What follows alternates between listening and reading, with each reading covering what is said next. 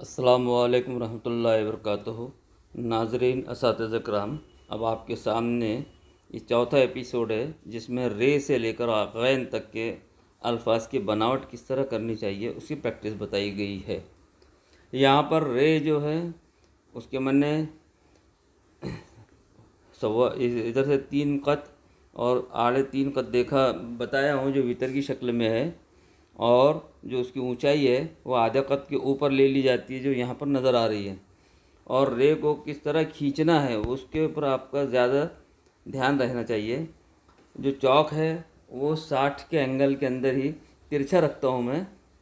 ये देखिए आपने 3 कत और ये 3 कत ऐसे अभी दाल उसी की सूरत में शक्ल में बनाया जा रहा है।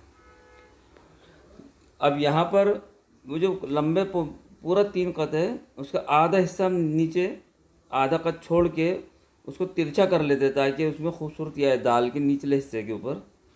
ये आपको साफ नज़र आ रहा होगा। और अगर कहीं पर आपको खुशनवीसी की किताबें मिलती है आप उसका भी सहारा ले सकते हैं। यहाँ पर हमारा मकसद ये है कि हम अल्फाज को उनकी सही से हरफों के उनकी सही सेहत के साथ लिखें, कि आप उसको अगर ब्लैक बोर्ड पर सही लिखेंगे तो आपके शागिर्द उसकी नकल करेंगे और उसका अजर आपको ज़िंदगी भर और ज़िंदगी बाद भी मिलेगा। इसलिए अल्फाज को सही सूरत में लिखना ही हमारा मकसद है। अब यहाँ पर आइए सीन, उसके कत वगैरह मैंने बताया हूँ। 2.5 कत के अंदर उसके दोनों शोशे लिए जाते हैं छोटे वाले, और लंबाई और चौड़ाई वैसी है। और जो नून गुन्ने की शक्ल है उसको 4.5 कत लंबाई और चौड़ाई 3.5 कत में एडजस्टमेंट किया जाता है। और जो दूसरे शोशे की ऊंचाई है वहाँ से तो नून गुन्ने का आखिरी सिरा उसके दरमियान में 1 कत का फासला बताया गया है। आप मेरा चौक रखने का तरीक़ा तिरछा और उसको खींचने का तरीका उस पर फुल प्रैक्टिस कीजिए और इंशाल्लाह आप आसानी से उसको सीख जाएंगे। कोई ज़्यादा मुश्किल काम नहीं है, शर्त यह है कि आपको उसका शौक़ होना चाहिए। अब यहाँ पर अगर आप शौक़ को मद्देनज़र रखेंगे तो धीरे धीरे आपको सब शक्लें समझ में आती जाएगी। पहले बहुत तकलीफ़ होगी, पहले ऐसा महसूस होगा कि आपको बिल्कुल नहीं आ रहा है, लेकिन आप उससे बेजार होकर उसको मत छोड़ना। इंशाल्लाह आप एक वक्त इतना अच्छा लिखेंगे कि कातिब भी आपके सामने शर्माएंगे। यहाँ सीन की शक्ल देख लीजिए। पहले शोशा जो है वो आधे कत से लेती है और दूसरा शोशे को पूरा कत। अब यहाँ पर सीन की तलवार वाली सूरत है जिसमें 2 ही शोशे दिखाए जाते हैं। ये पूरा 10 कत लंबाई का रहता है और 3 कत ऊंचाई से लिया जाता है, उसको 2.5 कत कहेंगे, और वहाँ से नीचे की सूरत में लाते हैं। ये तलवार की शक्ल जैसा नज़र आता है। इसकी भी अच्छी प्रैक्टिस करना। अब ये सीन कहाँ इस्तेमाल होता है, शोशे वाले सीन कहाँ इस्तेमाल होते हैं, ये आप बार बार जब किताबें पढ़ेंगे तो उसमें उसको आपको वो सब चीज़ें समझ में आएगी। यह है स्वाद। स्वाद की जो ऊपर की गुंडी जिसको कहते हैं गोलाई जो है वो आधा कत में ली गई है और नीचे की गोलाई पूरे कत में है। और ऊपर से लेकर नीचे तक के जो इतना हिस्सा है गोलाई का स्वाद का पहला वो 2.5 कत के अंदर रहता है। उसका 1.5 कत छोड़ा जाता है। उसके नून गुन्ने की वही लंबाई सीन की तरह है, फिर 4.5 और 3.5 कत। और इनकी खूबसूरती का अंदाज़ा आप लगा सकते हैं किस तरह लिया जाना चाहिए। बार बार इसकी प्रैक्टिस करेंगे तो इंशाल्लाह आप इस पर भी कुदरत हासिल कर लेंगे। यहाँ पर नून गुन्ने की खूबसूरती देखिए, उसी पर सिर्फ नुक्ता लगा दिया आपने तो ज़वाद हो जाएगा। और मैंने तमाम चौड़ाई के कतों का इस्तेमाल किया हूँ ताकि छोटा सीन बड़ा स्वाद ही किस तरह लिखा जा सकता है। अब तोय की शक्ल देखिए।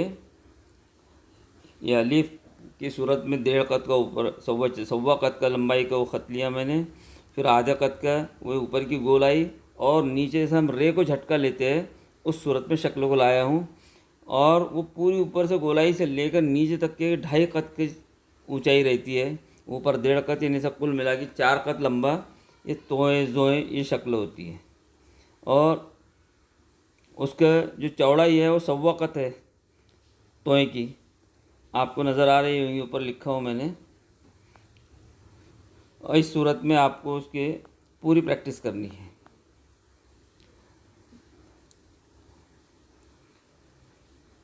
अब है आयन।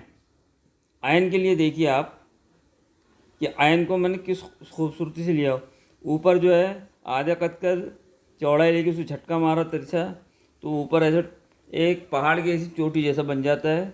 और फिर नीचे जो है पूरे कद का इस्तेमाल करके गोलाई लेता हूँ, उनकी लंबाइयाँ चौड़ाइयाँ नज़र आ रही है आपको। और नीचे एक तरह से नून गुन्ना की शक्ल है, यानी आप उसको उल्टा नून गुन्ना कह सकते हैं। यहाँ पर इस सूरत में इसको फुल प्रैक्टिस करनी है।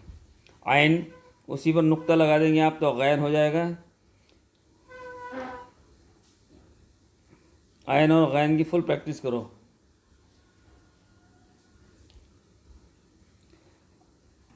फिर देखिए यहाँ पर मैं अलग अलग कद के चौक का इस्तेमाल करके नून गुन्ने की फरमाइश कर रहा हूँ। हो सकता है कि किताबत के क़वानीन के लिहाज से मेरी कहीं पर गलती हो, लेकिन हमारा मकसद यहाँ खुश ख़ती हो जाए, थोड़ा हरूफ की सेहत सही हो जाए और अच्छी शक्ल में लिखे हम उसकी प्रैक्टिस करेंगे। ये सब देख लीजिए, अच्छी तरह इस पर फुल प्रैक्टिस कीजिए और इंशाल्लाह अल्लाह से कभी उम्मीद है कि आप लोग अगर इसको मेहनत से प्रैक्टिस करते हैं, मश्क करते हैं, तो आप मुझसे भी ज़्यादा बेहतरीन लिखेंगे। और फिर वो सब होने के बाद जिस तरह मैंने ब्लैक बोर्ड पर या ग्रीन बोर्ड पर बार बार लिखा हूँ, इस सूरत में आपको इसकी यदि प्रैक्टिस करनी पड़ेगी, मश्क करनी पड़ेगी, तो इंशाल्लाह आप उसमें कामयाब हो जाएगी। अल्लाह